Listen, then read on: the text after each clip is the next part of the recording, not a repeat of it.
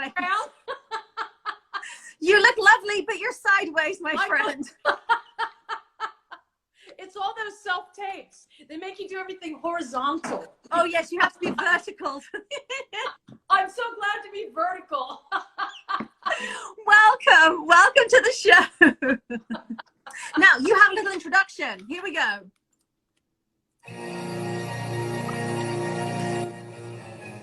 The most regal overture I think that there ever has been.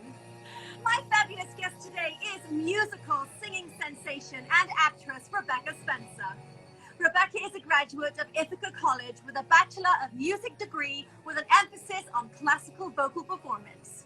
Her stellar 4-decade career has her performing in over 50 operas, 65 regional theaters, off-Broadway, on Broadway, and in the original cast of Jekyll and Hyde, and performing in Phantom around the world.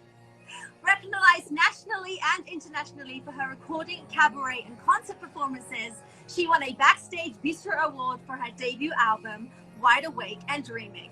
And she recently recorded her 3rd album, Still, Still, Still. Rebecca most recently starred as Jack's mother in the 2019 production of Into the Woods at the Hollywood Bowl to much acclaim, and I saw it and it was awesome. She was awesome.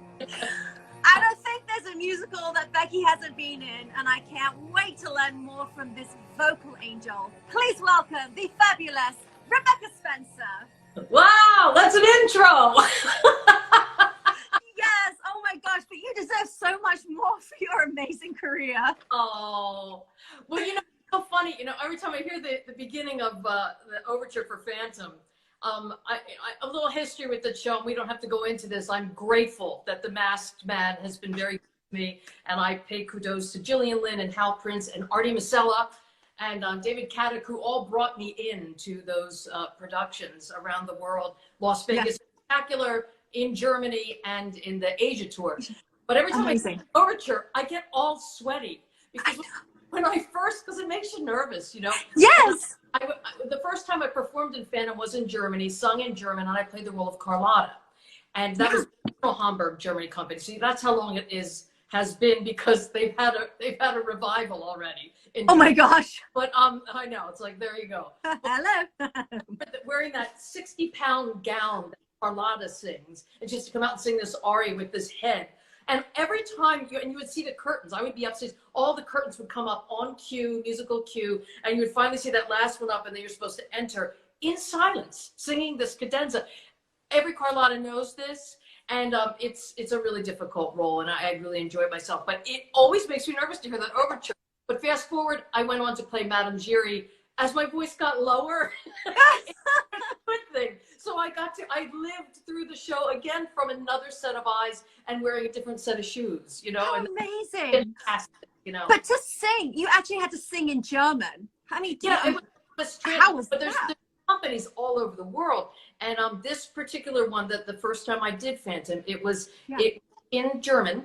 And so, but I sang her with an Italian accent, which was kind of tricky. But it got all of the, you know, from a technical standpoint, it got all of the German glottals, you know, out front, because the k's could be z's, because you're in Italian. So that's the technical thing. And it was kind of me going, thank you, you know, because it's so, you need to have open throat for her, you know. Yes. But it was such. It's great, you know, that show, it's still going, you know, and yes, it's in Asia. It's back on in Asia, yes. And I know a lot of the people that are performing in the Asia tour that I did. I launched the Asia tour back in like 2013 or something like that, and I had a great time. I only did Manila, and then we went to Seoul, Korea, and then fast forward, then I left the tour, and then it went on. And then it stopped, and then they remounted it again with a new cast, and so I kept track, because I know the conductor David Andrews Rogers, and the Phantom Jonathan, and Claire is the Christine. A lot of them have come back. Some of the ensemble to be so amazing. Kianji, I'm going to get in trouble for everybody, but anyway, it's fantastic, and God bless them, you know, because at the midway through this pandemic, it was the only live production in the world playing to a live audience. And it was the theater in Seoul. the Blue Cube Theater, which is where I had also played. So I knew it well. So the How way did they do that though? you know, they just had their technology out in the house, you know, more caught up with than what we have. I can't explain all the details, but their protocols were already in place, from the technology of the taking the, you know, temperatures and the sanitizing, and backstage they had to clean those costumes every night. There was somewhat of safe distancing, but what people don't understand is that, or many of your audience does, I'm sure, but the whole thing about live theater, which is where I based most of all of my career on, and I from Broadway to regional and around the world, is that all the people backstage and the musicians and the box office and your doorman, they're all part of this. Yes. You know? And so not just the actors on stage. And so when you're running off stage, you have to do a costume change. Sometimes you have 5 people on. Exactly. Wigs, shoes, dress. You stand there, so you're surrounded by so many people. Yeah. And usually in the old theaters and in New York and things, and in England, the corridors are so narrow. Yeah. And so that, how do you social distance? You know. Well, that's the thing, you know, and I just miss it, and I feel I want to stay upbeat. Because we're all of us in the live performing arts are you know, it's been a tragedy really for us, and we're not going to consciousness that I say the pausa or the intermission is still going to go on, you know, even with this vaccine, because you have to then have the audience be receptive to wanting to feel safe to come back into a theater, and so we can get into revenue and everything, you know, as they say, butts in seats, that pays everybody, pays for everything. So it's really, we're going to be probably the last to come back. And I just think so. Anytime you can give to a musician or you know, or anything in the arts, I know that there's still other social conditions that are still going on in the world with people who need help. But if you can add to that in some way, it's really profound right now. And you know, hopefully the vaccine will give people, will heal people. It will take the burden off of the first responders. It will take the burden off of households and the economy as well, around the world, not just, but the arts does affect the economy, you know, in a great way. And in a huge way. Mental health as well. I mean, the good news is in England, they're getting their vaccines starting next week. So that's really gonna like help. And I know that at Christmas time there are a lot of pantomimes taking place, which is very popular every Christmas to do the pantos. And so the Palladium is doing a massive panto this year, so I'm intrigued as to see how they're going to do it and how they're going to make it work. But it's so interesting, you know, the whole streaming, like at the onset people were playing recorded performances, and I applauded so many of the artistic directors and performing arts centers around the world, and you know, that from concert to symphony to dance to, you know, musical theater productions and whatnot, that they were able to preserve some of the opportunity to be able to bring that to the screen, so we weren't all sitting here only being what's on television, you know, because a lot of us love the theater. We love that interaction is so missing, you know, and theater and all of the live performing arts, it's not television, it's not film. Everything, the only way you can see it right safely is through that venue, you know, that technology.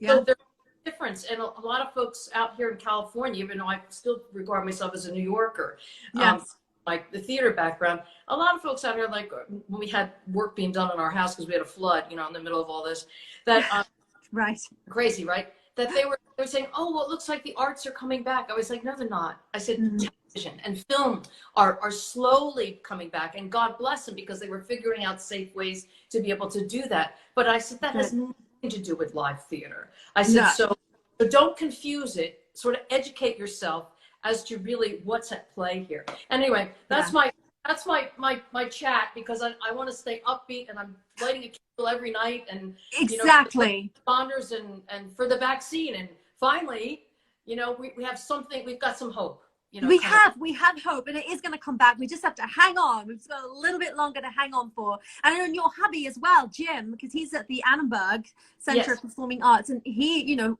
he's obviously trying to get shows to go on as well. And I know they've been doing interesting things there. I don't know if he's in earshot. He's Zooming. He's got meetings.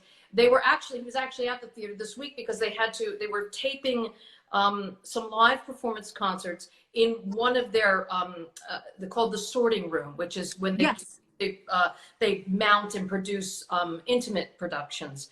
But they decided to mount that in their bigger stage, and they picked, I don't know, it was 4 to 6 performances, and they'll be able to air them later, but they performed live. So the pianist and the singer were in the room, and whomever, you know, safe distanced, and they had a video, everybody, and lighting and everything. It's stunning.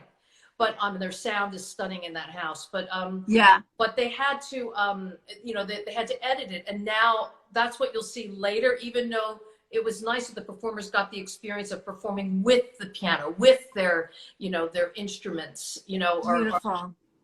So it's organic, because that's what's missing in terms of other collaborations. I know I can't collaborate with my music director, Philip Fortenberry, in Las Vegas, because there's a delay. It's the delay that gets you, isn't it?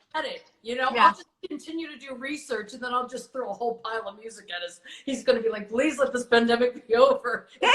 Stop sending me stuff. So take us back, Becky. How did you get into musicals? When you were a kid, how did you know that you had this beautiful instrument? You know, it's so funny. I was thinking about that.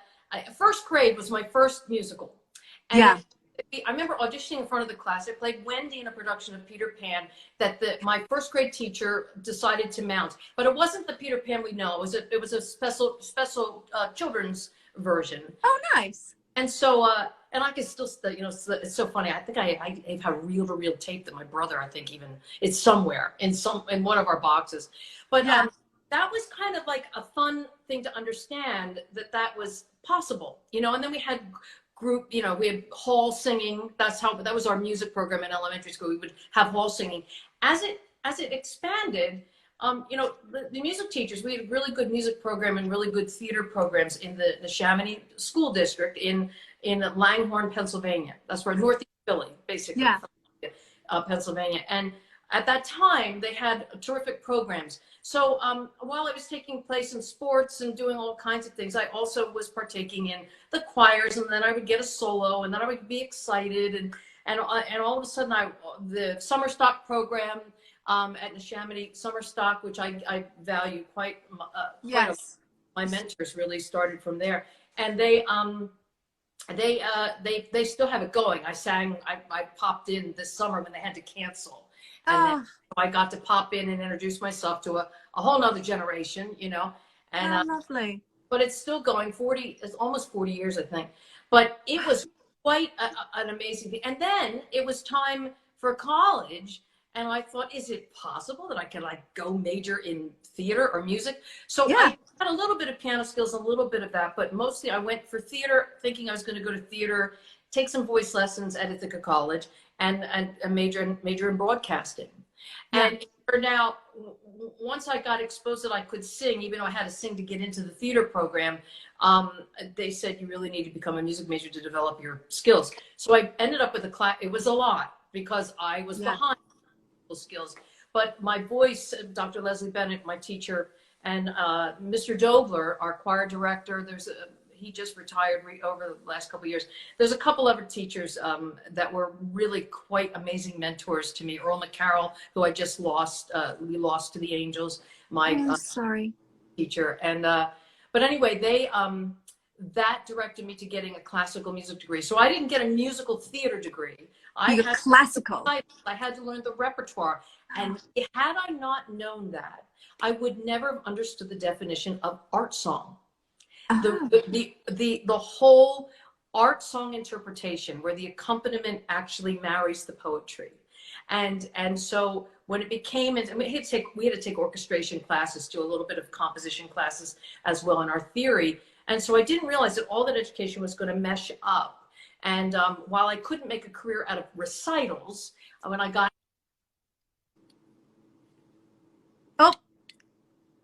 hold on, there we go. When I graduated from college with a classical music degree in performance, I just went to New York. Even though I lived in Northeast Philadelphia at that